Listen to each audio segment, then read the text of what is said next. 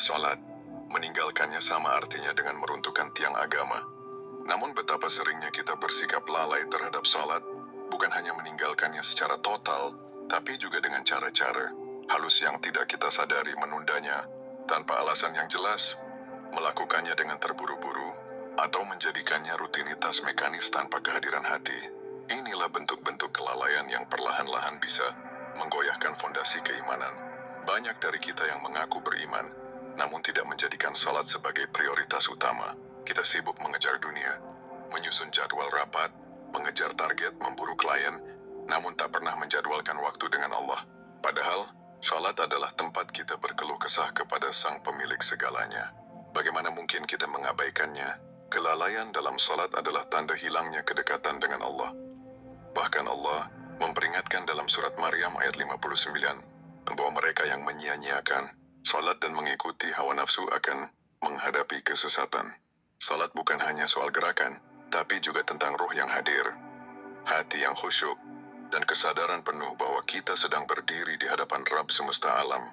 Bagaimana cara menjaga salat agar tidak menjadi rutinitas kosong? Pertama, jadikan salat sebagai poros hidup. Susun jadwal harian berdasarkan waktu salat, bukan sebaliknya. Kedua, biasakan salat di awal waktu. Ini bukan hanya menunjukkan kedisiplinan, tapi juga bentuk cinta kepada Allah. Ketiga, pelajari makna bacaan salat. Dengan memahami arti dari setiap doa dan zikir, hati kita akan lebih mudah khusyuk. Keempat, jaga kebersihan diri dan hati. Wudu yang sempurna dan jiwa yang bersih akan membuka pintu kehadiran spiritual dalam setiap rakaat. Dan terakhir, ingatlah kematian. Karena siapa tahu salat terakhir yang kita lakukan hari ini adalah yang terakhir sebelum kita kembali ke hadapan Allah. Cinta dunia yang melampaui batas. Tidak ada yang salah dengan mencintai dunia. Islam tidak melarang kita untuk bekerja, mencari rezeki, membangun keluarga, bahkan menikmati keindahan dunia. Namun, ketika cinta kepada dunia mengalahkan cinta kepada akhirat, itulah awal dari kehancuran. Cinta dunia adalah penyakit yang sangat halus. Ia tidak datang dengan tiba-tiba, tapi tumbuh perlahan dalam bentuk ambisi, keserakahan, dan ketakutan kehilangan. Awalnya mungkin sekadar keinginan untuk hidup nyaman, tapi lama-lama berubah menjadi kecanduan terhadap harta, kekuasaan, dan popularitas. Kita mulai mengukur keberhasilan dari jumlah kekayaan, bukan dari nilai keberkahan. Kita mulai merasa berharga hanya jika disanjung, bukan ketika dekat dengan Allah.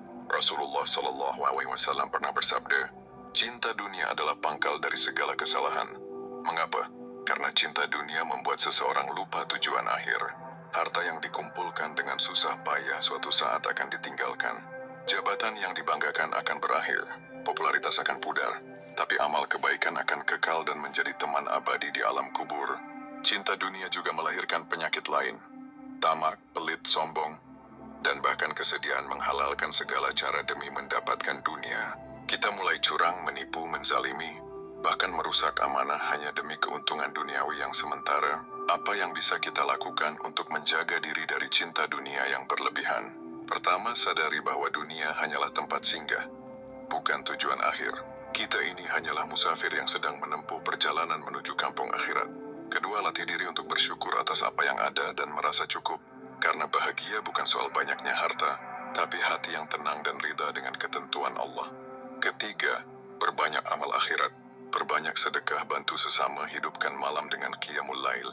Itu semua akan membentuk keterikatan hati kepada Allah, bukan kepada dunia. Keempat, biasakan mengingat mati. Ini bukan untuk menakut-nakuti diri, tapi agar kita tidak lupa bahwa waktu kita terbatas. Karena yang bijak adalah mereka yang mempersiapkan bekal sebelum pulang, memutus silaturahmi dan mengabaikan hubungan sosial. Salah satu ajaran Islam yang sering kita remehkan adalah pentingnya menjaga silaturahmi. Islam sangat menekankan hubungan antar sesama. Tidak cukup hanya memperbaiki hubungan dengan Allah, tapi juga harus menjaga ikatan dengan keluarga, tetangga, sahabat, dan masyarakat luas. Rasulullah SAW bersabda, barang siapa yang ingin diluaskan rezekinya dan dipanjangkan umurnya, maka hendaklah ia menyambung tali silaturahmi. Ini bukan janji motivasi biasa. Ini adalah janji dari Rasulullah yang dijamin kebenarannya. Namun hari ini, banyak di antara kita yang memutuskan hubungan karena ego, karena kesalahpahaman masalah sepele, atau karena terlalu sibuk dengan urusan duniawi. Kita merasa tidak ada waktu untuk menyapa, tidak ada energi untuk berkunjung, atau terlalu gengsi untuk meminta maaf. Padahal memutus silaturahmi sama saja dengan menutup pintu rezeki, sama saja dengan menghilangkan keberkahan. Bahkan Rasulullah menegaskan bahwa orang yang memutus tali persaudaraan tidak termasuk dalam golongannya. Bagaimana menjaga silaturahmi dalam kehidupan modern? Pertama, train mulai dari keluarga. Jaga komunikasi dengan orang tua, saudara, dan kerabat dekat. Kedua, perhatikan tetangga. Saling menyapa, saling membantu, dan tidak menyakiti mereka adalah bagian dari iman. Ketiga, manfaatkan teknologi untuk tetap terhubung. Kirim pesan, ucapan selamat, atau doa kebaikan. Keempat, maafkan kesalahan orang lain. Jangan biarkan dendam dan kebencian memisahkan kita dari orang-orang yang Allah titipkan dalam hidup kita. Silaturahmi bukan hanya bentuk adab, tapi juga bentuk ibadah. Ia mendatangkan ketenangan, memperkuat ukhuwah, dan membuka jalan datangnya rezeki serta pertolongan Allah. Jangan biarkan ego dan gengsi menjadi tembok pemisah. Karena saat kita membutuhkan pertolongan, bisa jadi mereka yang kita abaikan hari ini adalah jalan keluar yang Allah sediakan. Kelima hal ini, dosa yang dianggap biasa, hasad yang membakar amal, kelalaian dalam salat, cinta dunia berlebihan, dan putusnya silaturahmi adalah bahaya laten yang bisa menghancurkan hidup kita sebagai seorang muslim. Tidak selalu tampak besar dan mengerikan, tapi justru karena halus dan tersembunyi, kita sering kali tak menyadarinya. Mari kita waspada, dan mari kita bersihkan diri.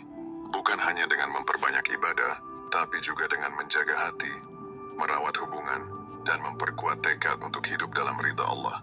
Dunia ini hanya sementara, tapi pengaruh dari 5 hal ini bisa kekal jika tidak segera kita tangani.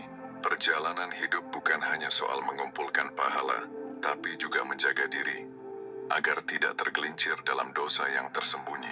Semoga Allah senantiasa membimbing langkah kita, membersihkan hati kita, dan menjaga kita dari hal-hal yang bisa menjauhkan kita dari rahmat-Nya.